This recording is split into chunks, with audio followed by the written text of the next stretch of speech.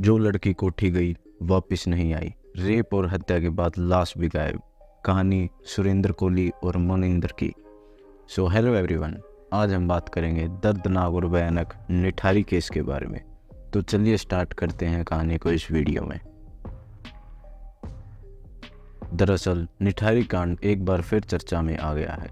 Allahabad high court ने निठारी कांड के मुख्य आरोपी सुरेंद्र कोहली को दोष मुक्त कर दिया है। साथ ही नोएडा की जिस D5 कोठी में यह कांड हुआ था उसके मालिक मोनिंदर को भी कोर्ट ने बरी कर दिया है। दोनों को निचली अदालत ने फांसी की सजा सुनाई थी।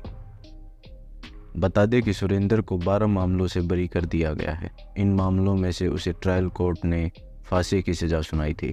वहीं मोनिंदर को जिन 2 मामलों में फांसी की सजा मिली थी उसे भी रद्द कर दिया गया है। दोनों आरोपियों ने CBI कोर्ट के फैसले को हाई कोर्ट में चुनौती दी थी। दरअसल निठारी कांड में CBI ने 16 मामले दर्ज किए गए थे।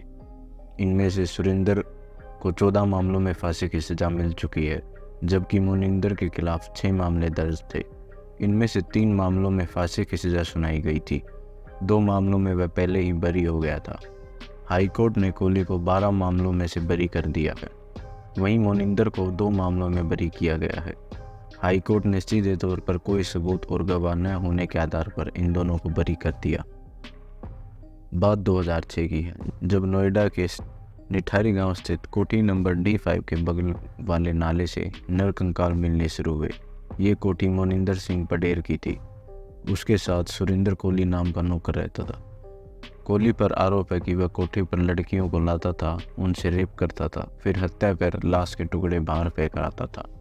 निठारी गांव की दर्जनों लड़कियां गायब होने के बाद मामले का खुलासा हुआ यूं कि 7 मई 2006 को पायल नाम की लड़की लापता हो गई थी।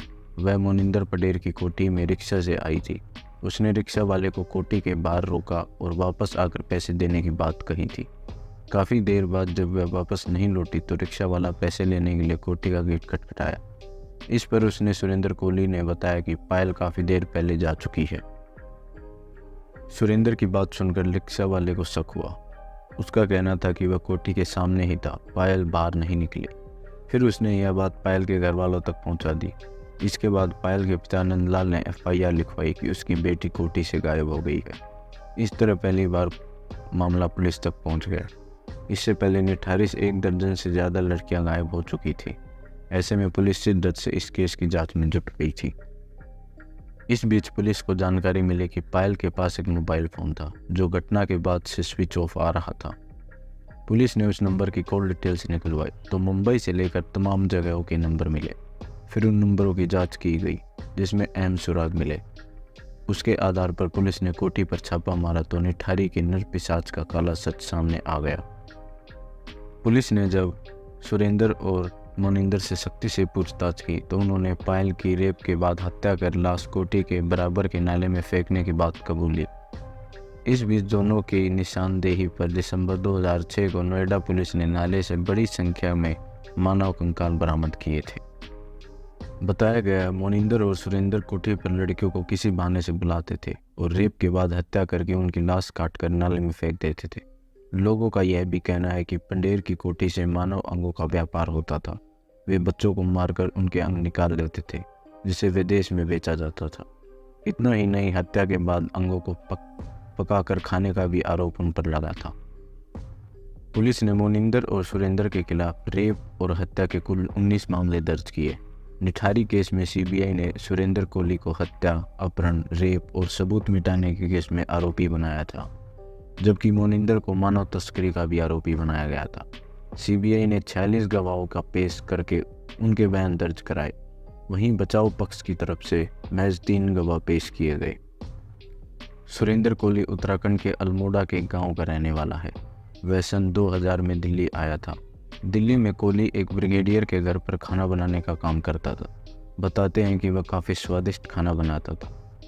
2003 में सुरेंद्र कोहली मोनिंदर के संपर्क में आया। उसके कहने पर नोएडा सेक्टर 31 के D5 कोठी में काम करने लगा। फिर साल 2004 में पंडेर का परिवार पंजाब चला गया।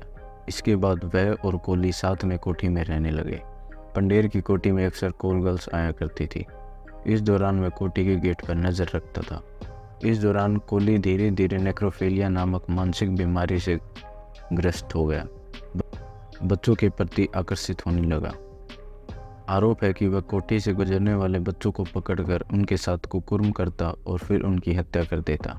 हालांकि निठारी गांव के लोगों का कहना है कि पंडेर की कोठी से शरीर के अंगों का व्यापार होता था। उनका कहना है कि वे बच्चों को मारकर उनके अंग निकाल लेते और फिर उसे तस्करों को बेचते थे। बाद में कोली और मंडेर को फांसी की सज़ा सुनाई गई, लेकिन अब उनको बरी कर दिया है। बचे हुए मामले में केस जारी रहेगा। मैं आशा करता हूँ आपको हमारी वीडियो पसंद आई होगी।